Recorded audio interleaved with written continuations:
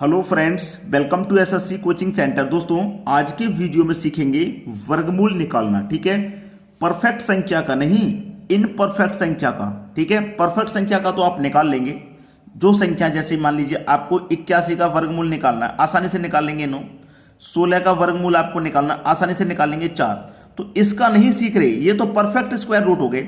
Non perfect square root सीखेंगे। जैसे आपसे कह दिया कि 60 का निकाल के बता दो भाई, तो 60 का कोई परफेक्ट तो होता नहीं है, तो ऐसी संख्याओं का निकालना सीखेंगे। तो पहला क्वेश्चन है, चलिए इसको देखते हैं। सबसे पहले रूट में दे रखा 20 स्क्वायर माइनस 16 स्क्वायर का वर्गमूल ज्ञात करना है। तो सबसे पहले मैं 20 का स्क्वायर कर लूं 400, 16 का स्क्वायर कर दूं 256 होता है। ठीक है, अब देखिए यहां पर सीधा सीधा 400 का स्क्वायर रूट करूंगा भाई। 400 में से 256 को पहले मैं घटा देता हूं, तो 400 में से 256 को घटाऊंगा तो 144 आ जाएगा। इसके ऊपर रूट लगेगा। अब 144 का स्क्वायर रूट क्या होता है? 12। तो ये तो परफेक्ट स्क्वायर रूट हो गया भाई। 144 का स्क्वायर रूट 12 होता है, ये तो परफेक्ट हो गया। ये आपका आंसर आ गया, ये आपने सीख लिया, परफेक्ट हो गया। ये आपका 12 का स्क्वायर रूट है। अब इनपरफेक्ट जो आएंगे, इसके बाद इनपरफेक्ट आएंगे सभी, उनको देखिएगा उनको कैसे किया जाता है। ठीक है, अब देखते हैं अगला प्रश्न। अगला प्रश्न है, जैसे आपके सामने ये प्रश्न दे दिया कि रूट 90 का वर्गमूल ज्ञात करें। अब रूट 90 का कोई परफेक्ट स्क्वायर रूट तो होता नहीं है। ठीक है, कोई होता नहीं है, दशमलव में आएगा। वही आपको सीखना है, और सीखेंगे ऐसे ही नहीं, बिल्कुल जादुई ट्रिक आपके दिमाग में सेट हो जाएगी। बिल्कुल उस ट्रिक से बताऊंगा मैं, आपके दिमाग में बिल्कुल सेट हो जाए। कभी भी कहीं पे भी आ जाए, आप उसे फौरन निकाल दें। आपको क्या करना है? 90 का रूट 90 का निकालना है।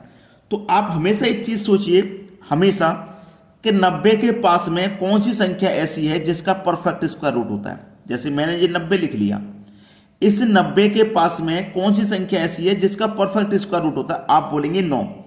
ठीक है, देखिए 90 के आगे एक तो 100 है और एक 81 है भाई। ये क्या होता है? 10 का स्क्वायर रूट होता है पूरा पूरा। ठीक है, और ये 9 का। तो 90 के पास में 100 है या 81 है? आप बोलेंगे 81 है, जो कि 9 का होता है। तो आप क्या करें? 9 से डिवाइड कर दें। आप 90 को लिखें, 90 के पास में जिस संख्या का परफेक्ट स्क्वायर रूट होता है, 9 का परफेक्ट स्क्वायर रूट होता है 81, उससे आप डिवाइड कर दें। तो मैं 9 को 9 से डिवाइड करूंगा ना, इसको तो जाएगा 10 बार में। 10 बार में जाएगा ना, 10 बार में जाएगा। अब इस 9 को और इस 10 को आप जोड़ देंगे तो ये कितना हो जाएगा? 19। और इस 19 को 2 से डिवाइड कर देंगे, 2 से डिवाइड कर देंगे 9.5, ये आ जाएगा 9.5। यही तो आंसर है। अरे भैया यही तो आंसर है। आसानी से आया कि नहीं? 90 दे रखा है, 90 को लिख लीजिए। 90 के पास में कौन सी संख्या ऐसी है जिसका परफेक्ट स्क्वायर होता है? तो 9 का होता है। 9 से डिवाइड कर दो 10 बार में, दोनों को जोड़ के फिर 2 से डिवाइड कर देना। आसान तरीका है सबसे। क्लियर हुआ सभी को? अब देखेंगे अगला प्रश्न। अगला प्रश्न है, यदि दो पूर्णांकों के वर्गमूल का योग रूट 18 प्लस 8 रूट 5 है, तो दो पूर्णांक के वर्गों का योग क्या होगा? देखिए यहां पर प्रश्न को समझना है, केवल आपको वर्गमूल निकालना है। तो देखिए वर्गमूल क्या होता है। यहां पे तो 8 दे रखा है, जबकि यहां पे 2 होना चाहिए, यही वर्गमूल का नियम है। तो देखिए इसको हम जब सॉल्व करेंगे तो क्या आएगा? हम पहले संख्या को साफ साफ यहां लिख लेते हैं। 18 प्लस का 8 रूट 5, ये हमें दे रखा है। मैं इस 8 को क्या करूं, यहां पे 2 आना चाहिए ना, तो 2 वाले से गुना कर लेता हूं। मैं 8 को क्या लिख सकता हूं? 2 गुने 4 मेरा 8 होता है कि नहीं? अब ये जो यहां तो 2 रह जाएगा, ये 4 आ जाएगा रूट के अंदर, तो स्क्वायर होके जाएगा कि नहीं जाएगा? स्क्वायर होके जाएगा, आपको अच्छे से पता है। जब अंदर जाएगा तो स्क्वायर होगा। तो 4 का स्क्वायर 16 और 16 पंजे 80। ठीक है, तो ये क्या हुआ? ये हुआ आपका 18 प्लस ये 2 यहां बचा। अब ये 4 जो अंदर जाएगा तो स्क्वायर होके जाएगा, तो 4 का स्क्वायर 16, 16 का गुना 5 से होगा, तो कितना हो जाएगा भैया? ये हो जाएगा आपका 80। ये क्या हो गया? आपका 80 हो गया। अब क्या कर रहा है? पूर्णांक के वर्गों का योग क्या होगा? पूर्णांक के वर्गों का योग। अब देखिए मैं क्या करूं, यहां पर मेरे पास क्या है? 80। मैं क्या करूं कि दोनों का गुना करूं या कुछ भी करूं, 80 हो जाए और 2 जोड़ूं तो 18 भी हो जाए। तो मैं क्या कर सकता हूं? 10 गुने 8 ले सकता हूं भाई। 10 का 8 का गुना करूंगा तो 80, और दोनों को जोड़ूंगा तो 18 भी आएगा। आएगा कि नहीं आएगा? बिल्कुल आ जाएगा। तो दोनों के वर्गों का योग पूछ रहा है, तो मैं 10 का भी वर्ग करूं 100 होगा, और 8 का भी वर्ग करूं 64 हो जाएगा। दोनों का योग पूछ रहा है, तो 100 और 64 ये हो जाएगा 164। ये आपका सही जवाब है 164, यानी कि सी ऑप्शन खत्म हुआ। बहुत सारे बच्चे ऐसे प्रश्न में अटक जाते हैं, लेकिन बिल्कुल भी नहीं अटकना है, आज के बाद कर देंगे आप। अब देखेंगे अगला प्रश्न। अगला प्रश्न है 5 का स्क्वायर और 6 के स्क्वायर के बीच गैर पूर्ण वर्ग संख्याएं हैं। देखिए 5 का स्क्वायर 6 का स्क्वायर ये दोनों लगातार स्क्वायर हैं। 5 का स्क्वायर 25 और 6 का स्क्वायर 36, ठीक है। इनके बीच गैर पूर्णांक संख्याएं जिनका कोई वर्ग नहीं है पूर्ण, ठीक है, गैर पूर्ण वर्ग जिनका कोई भी पूर्ण वर्ग नहीं है। तो 5 और 6 तो लगातार हो गई, तो 5 का स्क्वायर 25, 6 का 36। अब इनके बीच में कौन सी संख्या आएंगी? 25 के बाद 26 आएगा, 27 आएगा, 28 आएगा, 29, 30, 31, 32, 33, 34, 35 आएगा। तो 36 तो पूर्ण वर्ग है, 25 भी पूर्ण वर्ग है, तो इनके बीच में क्या होगा? ये संख्याएं जो किसी भी संख्या का पूर्ण वर्ग नहीं है।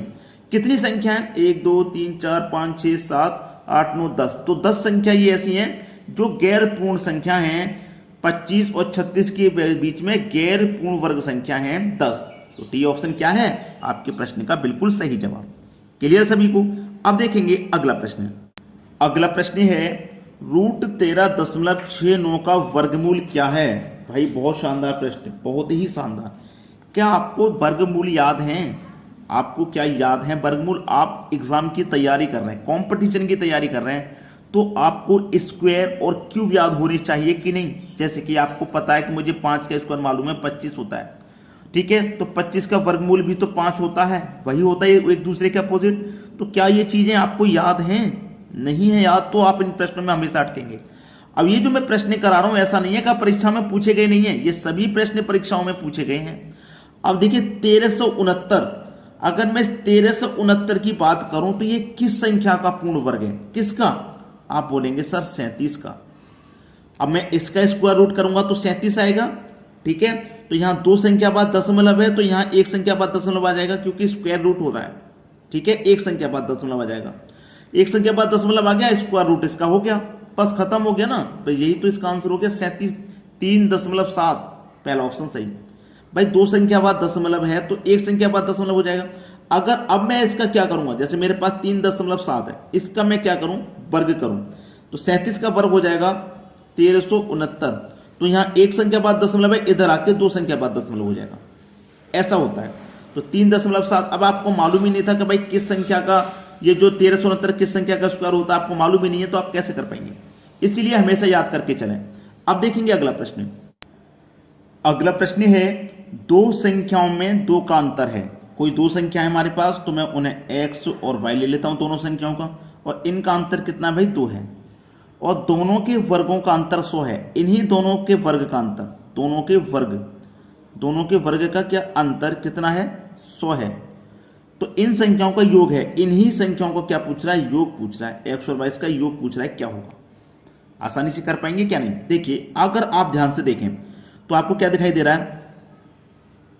A square minus B square का formula, X square minus B square का फॉर्मूला दिखाई दे रहा है, A square minus B square. तो क्या होता है ये? इधर हम कर देख लेते हैं, x square minus B square, वो x square minus y square, x square minus y square का फॉर्मूला क्या होता है? एक बार जोड़ लेंगे एक्स प्लस वाई, और एक बार घटा लेंगे एक्स माइनस वाई, ठीक है। ये कितने के बराबर है? ये हमारा 100 के बराबर, ये हमारा 100 के बराबर है।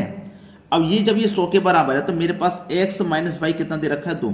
x माइनस वाई मेरे पास 2 है, ठीक है। तो मैं 2 से क्या करूंगा? 100 को कटा सकता हूं 50 बार में, क्योंकि बराबर में कट जाता है। भाई x माइनस वाई की जगह मैं 2 रखूंगा, 2 से 100 कटाऊंगा 50 बार में, तो x प्लस वाई बराबर कितना बचेगा? 50। तो x प्लस वाई बराबर कितना बचेगा मेरे पास? 50 बचेगा। तो x प्लस वाई ही तो पूछ रहा है, तो इसका मान कितना आ गया? 50, जो कि डी ऑप्शन में दिया गया है। तो बताइए कोई कठिनाई थी प्रश्न में? कोई कठिनाई थी? बस एग्जामिनर उस हिसाब से आपको दे देगा कि आप एग्जाम में ना कर पाए, अटक जाए, ऐसी भाषा ऐसी लैंग्वेज बना करके दे देगा। लेकिन कोई बात नहीं, आप हमारे चैनल के साथ जुड़े हुए हैं, सभी प्रश्न आपको ट्रिक से सीखने को मिलेंगे। ठीक है दोस्तों, वीडियो देखने के लिए आपका बहुत बहुत धन्यवाद।